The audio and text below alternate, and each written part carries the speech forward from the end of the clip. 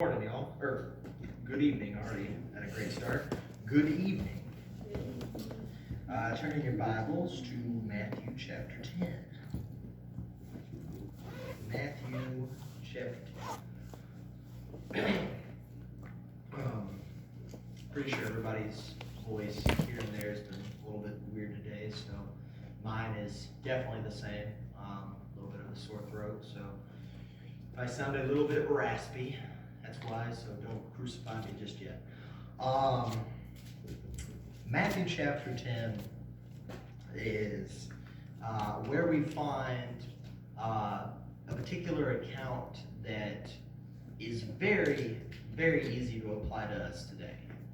And I was actually having a conversation with Nathan about that today, about how I really do not envy him in that he takes Genesis, the Old Testament, and I get to take the New Testament in Matthew and all that. Because the Old Testament, wow, we can get so many lessons and so many things that apply to us today from it. Usually it takes a little bit of digging. Usually it takes a little bit of context and finding deeper meaning in certain things to really get exactly what it is from the Old Testament that we can apply to us today. But the New Testament, while sometimes, yeah, you do have to dig a little bit, 9 times out of 10 usually makes it pretty easy. Usually it gives very straightforward statements. You do this, you get into heaven. You do this, you don't get into heaven. You do this, you do that. This is how disciples are. This is what you should do. This, and that. And it's very straightforward. And this particular account is where we find Jesus gathering his 12 disciples. Now, this particular account isn't quite as detailed as some of the other accounts in exactly how he found each one, but these are the disciples nonetheless. And so let's read starting in verse 1. And he called to him his 12 disciples, and he gave them authority over unclean spirits to cast them out, to heal every disease and every affliction. The name of the 12 disciples are these. First, Simon, who is called Peter, and Andrew, his brother, which is, by the way, my favorite apostle. Pretty sure you can guess why. James, the son of Zebedee. John, his brother. Philip and Bartholomew. Thomas and Matthew, the tax collector. James, the son of Alphaeus, and Thaddeus. Simon, the zealot, and Judas Iscariot, who would betray him. And I know that I touched on this a little bit in my last lesson, last Sunday, about Simon and Matthew.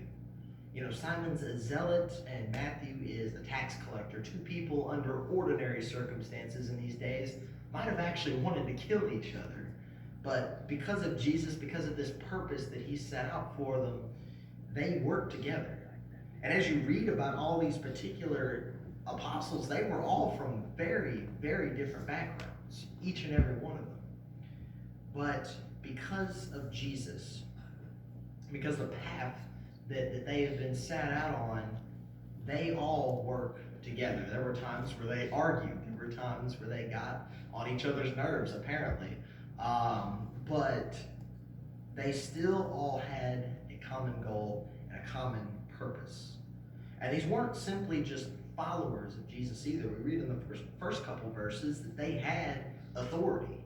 These particular men were given authority to cast out evil spirits, to heal people, to help people. Because Jesus knew in that day that, you know, you could go preach and they may or may not hear you. And it's very similar to today where you can go out and proclaim the word. You can go out and do all this evangelism and speak and preach and do all these great things. But if you don't help people, if you don't help people's physical needs, because at the end of the day, that's the first thing we all see. If you don't help someone who is hungry, if you don't try to help someone who's sick or accommodate, if you don't try to do things to help the person's situation, well, why are they going to care about anything you have to say? Why is anybody going to care about the things we have to say if we don't go out and help? And that's exactly what Jesus understood about these people in this day. See, there were many people that were hungry. There were many people that had many diseases. There were a lot of people that had evil spirits in them. Well, we might not deal with that quite as much these days. It was a real issue back in that day. And so Jesus recognized that if people are going to listen to his apostles, they have to be willing and equipped to help people and to give them a reason to listen. And so in verse 5, we see where these apostles are sent out for the very first time. In verse 5, these 12 Jesus sent out, instructing them, go nowhere among the Gentiles and enter no town of the Samaritans, but go rather to the lost sheep of the house of Israel, and proclaim as you go, saying, the kingdom of heaven is at hand. Heal the sick, raise the dead, cleanse the lepers, cast out demons. You have received without paying, give without pay. Acquire no gold or silver or copper for your belts, no bag for your journey, two tunics, or sandals, or a staff. For the laborer deserves his food. And whatever town or village you enter, find out who is worthy in it, and stay there until you depart. As you enter the house, greet it. And if the house is worthy, let your peace come upon it. But if you are not worthy, but if it is not worthy, let your peace return to you. And if anyone will not receive you or listen to your words, shake off the dust from your feet when you leave that house or town. Truly I say to you, it will be more bearable on the day of judgment for the land of Sodom and Gomorrah than for that town. So this is quite a bit that Jesus is demanding from these apostles. Okay? Essentially, these men are basically called to live like hobos for this journey that Jesus has sent them on. He first instructs them to not go anywhere near the Samaritans, and not go near to the Gentiles. We read a little bit later that the Gentiles are in the plan. And as throughout the rest of the scripture, we know that Gentiles are very much a part of Jesus' plan, otherwise we wouldn't be here today. But at the time, Jesus had these 12. And while the apostles did a whole lot of work, and while Jesus himself could save so many and do so much, he could only do so much. Which does not undermine the fact, though, that the house of Israel is where they went. The lost in the house of Israel, as what Jesus refers it to. And you see, this house of Israel, and specifically Israel itself, had a whole lot of lost. Jesus knew that there was so much work to be done in just where they were. So for now, since their numbers are low, since there's not really a lot going for them quite yet, for now, just stick to the Jews. And as we read later, we know that first Jews are the ones that get the gospel, and then the Gentiles. So this is the first step in his plan. And as I said earlier, they are going to be living a very destitute lifestyle, if you will. They're going to be going from town to town because Israel is a very big place. There are a whole lot of towns and a whole lot of people to cover. They go around proclaiming the kingdom.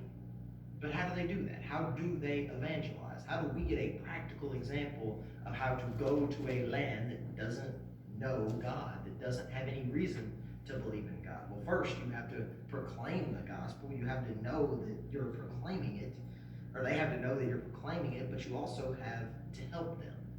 You see, we get very clear examples of this. Healing the sick, raising the dead, cleansing lepers, casting out these demons. And these were very, very practical examples. Well, these people have powers. These people can do amazing things. So clearly there's something up about them. But one thing that I know if I saw someone who was doing this sort of thing would amaze me is just the kind of lifestyle they had to live. They didn't have a bag. They were only allowed to have certain things. They weren't allowed to provide for themselves. Um, they couldn't get paid for doing any of the things they did. And so this, like I said, is a very, very destitute lifestyle. Now, one thing Nathan said this morning that's something I like to do too is he likes to clear up. How did he word it? He said that he likes to figure out, or not figure out, explain misconceptions of the Bible. And I really think that this particular section of Scripture is a very, very well-known misconception that is in Scripture. A misconception that we interpret. The Bible itself is not a misconception, obviously, but this is something that we read, and I often think that we take out of context. You see, they are told in verse 13, and if the house is worthy, let your peace come upon it. But if it is not worthy, let your peace return to you. And if anyone will not receive you or listen to your words, shake off the dust from your feet when you leave that house or town. And then even in verse 15 it says, truly I say to you, it will be more bearable on the day of judgment for the land of Sodom and Gomorrah than for that town. You see, a lot of people read that particular verse here in verse 14, and they believe that that means that once you've given someone the gospel, once you've come to them with the gospel and you've given it to them, and if they deny you, that you should shake the dust off your feet and walk away. Don't ever care about it again. Don't mind it. Don't look back, because at the end of the day, they had their chance and their chance is gone. I really, really cannot see how this is talking about that.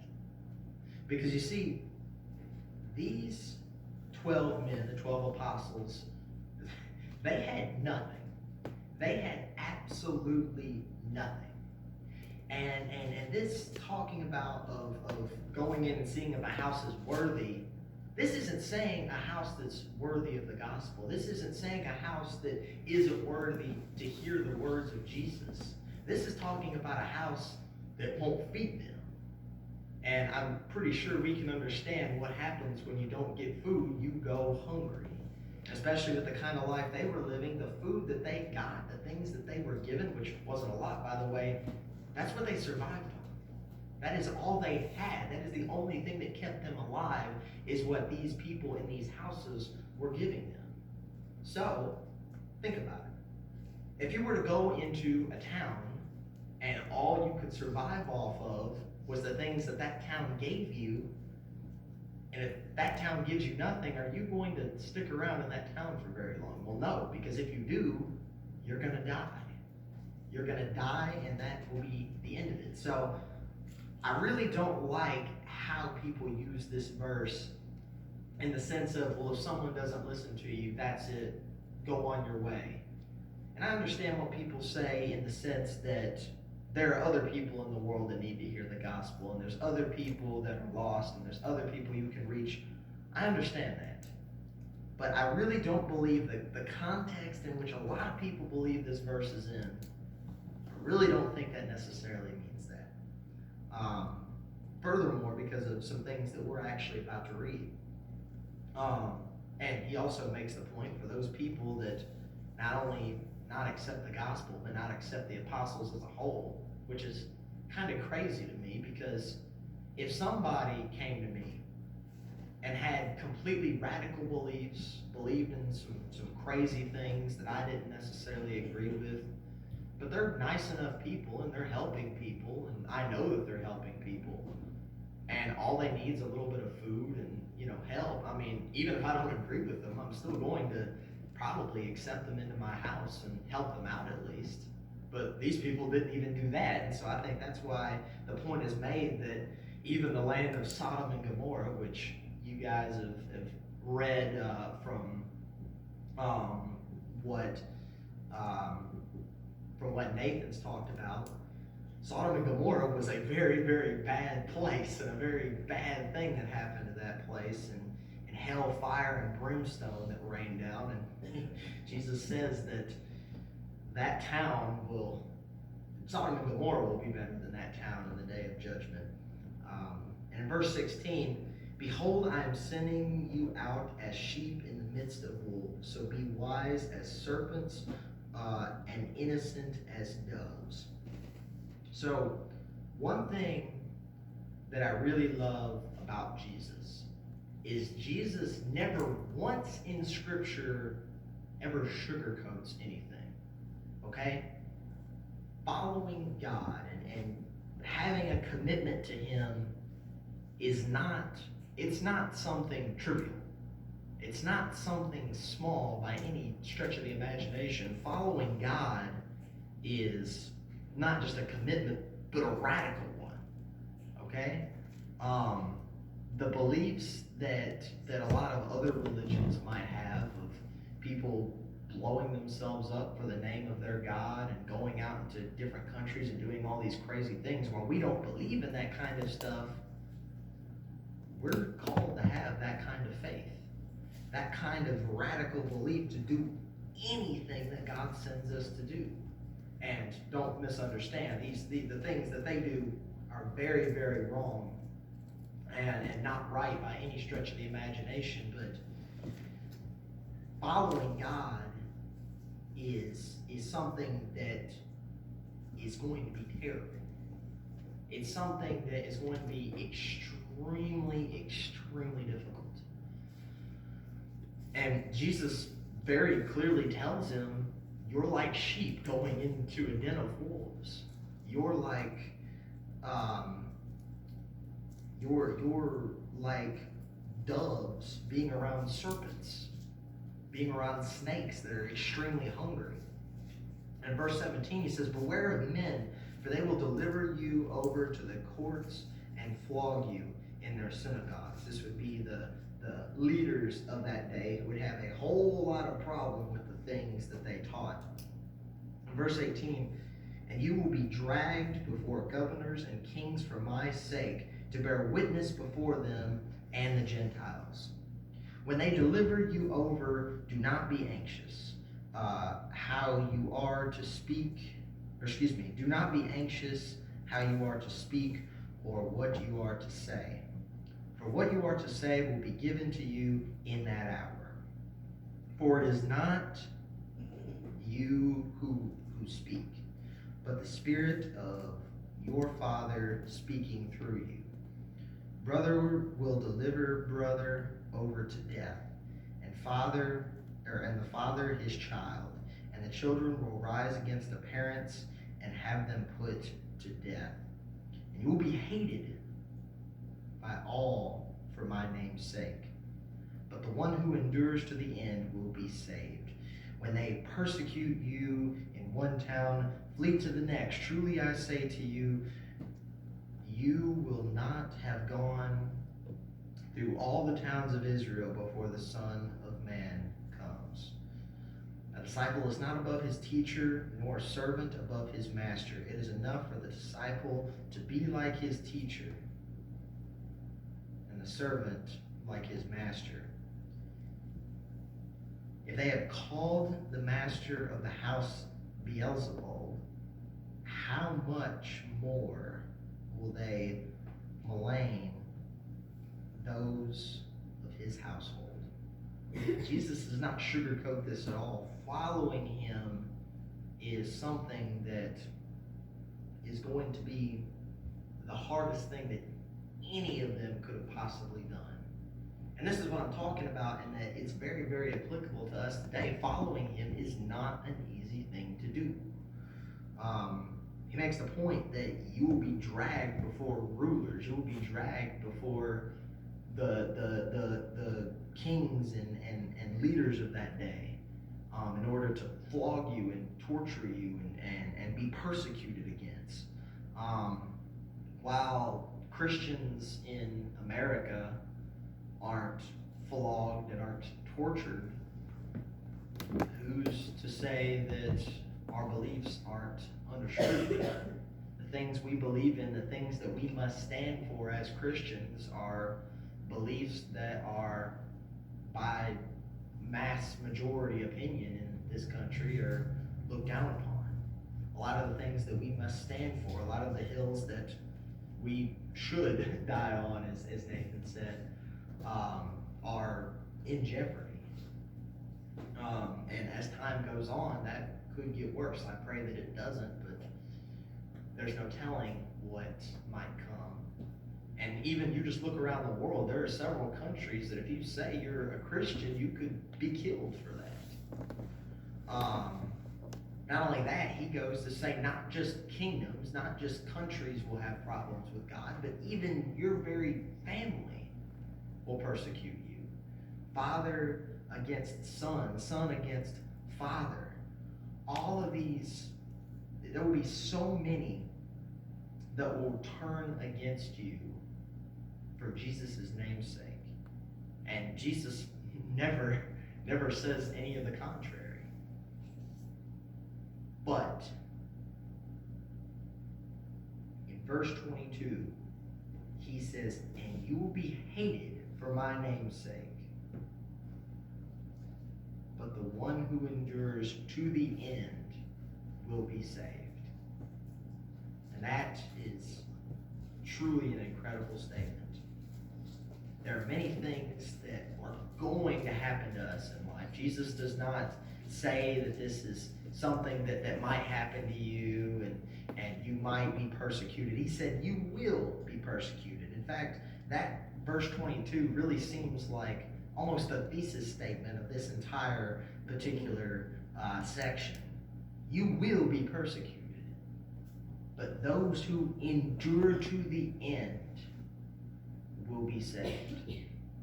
And so in those times where things are tough, in those times where you're deciding if it's a good idea to do something that you're probably going to be persecuted for, in those times where things are dark, Jesus very clearly says that those who endure will be saved.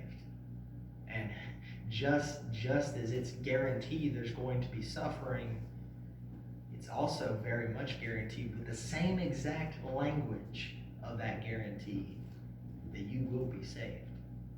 And that is truly a comforting thought. And he even makes the point in these last couple verses in this particular paragraph, in verse 24 through 25, that the disciple is not above his teacher. You know, those who hate Jesus, those who hate our disciple, those who hate him, his disciples, which are us, are going to also receive that hate. And not too long ago, Jesus was actually compared to Satan. He was compared to the Lord of demons himself.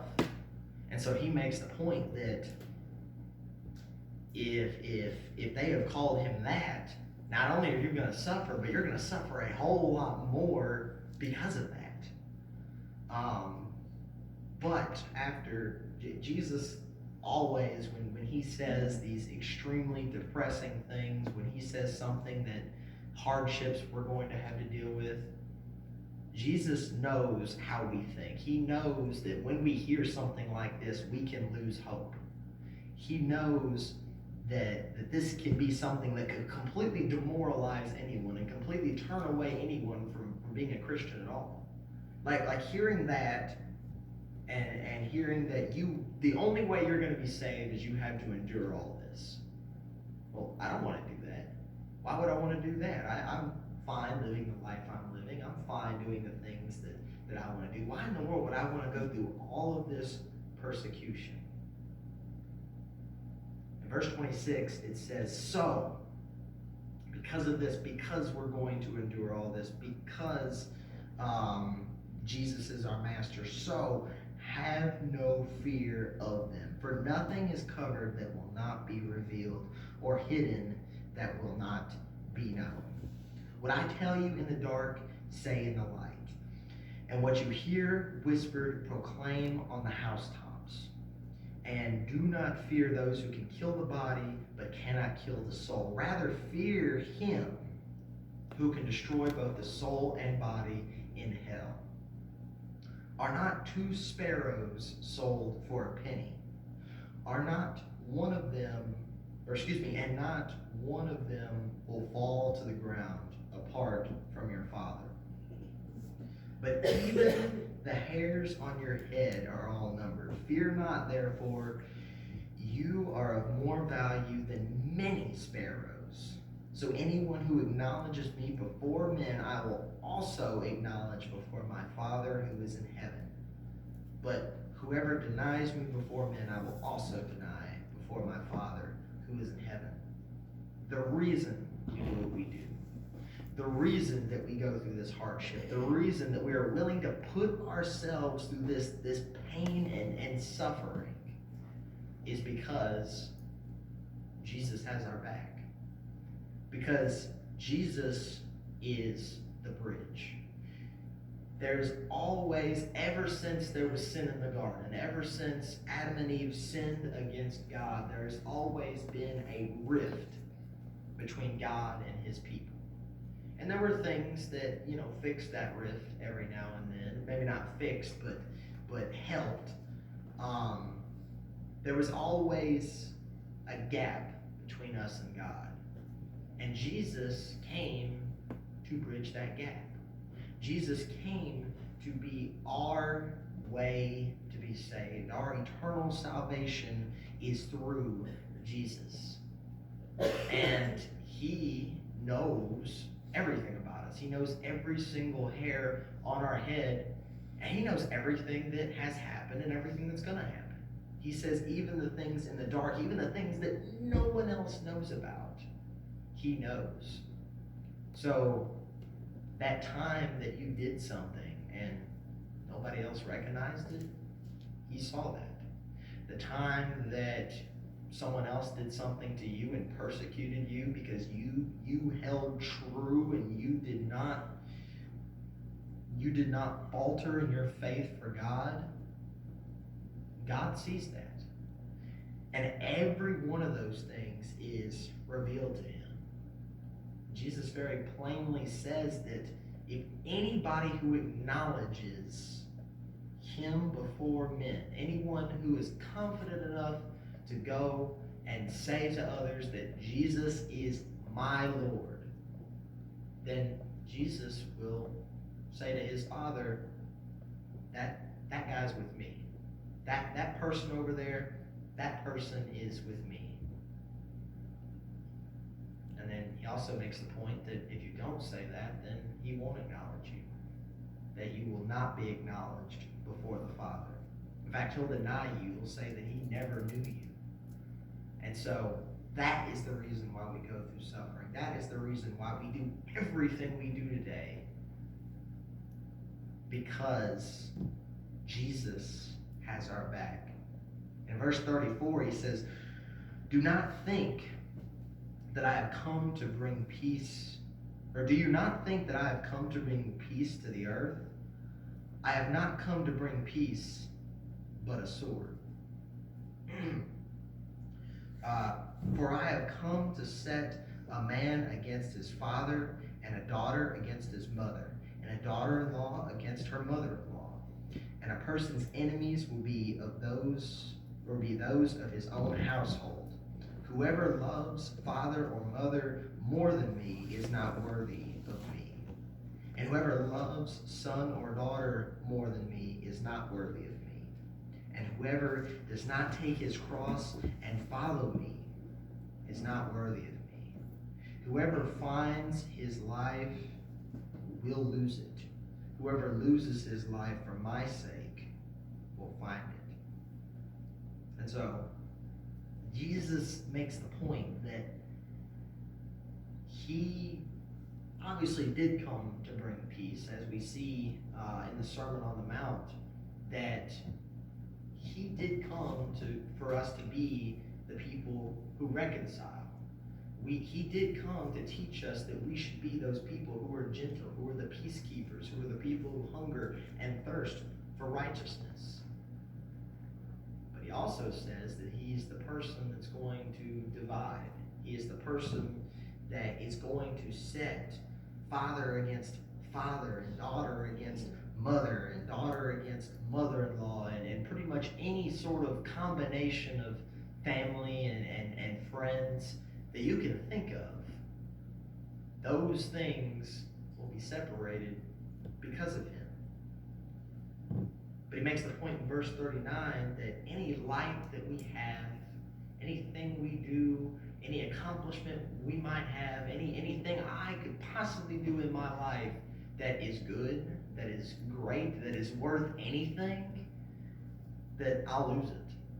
That we'll all lose it. That all the things that we can accomplish will be gone.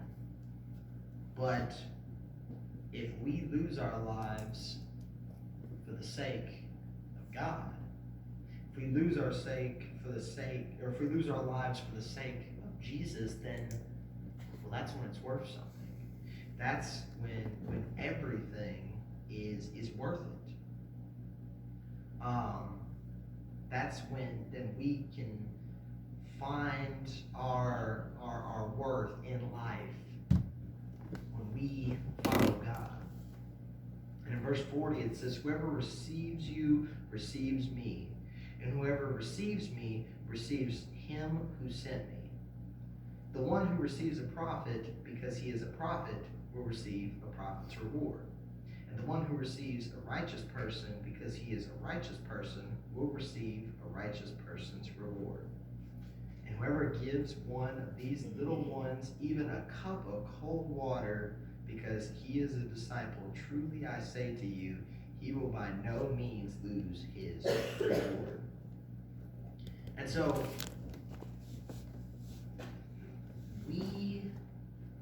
this whole chapter is speaking in the context of these 12 apostles being sent out. It is speaking in the context of these people who are about to live a very, very hard lifestyle of not being guaranteed a meal, not being guaranteed what exactly they were even going to say, not being guaranteed anything. But the people who helped them, the people who got them through this lifestyle are going to receive rewards for helping them. And the people who go out and live this style in the first place, they don't have to worry. They never have to worry. And Jesus makes the point in a couple of verses before that, in verse 38, that you must take up your cross. And this is interesting because Jesus hasn't died yet, right? So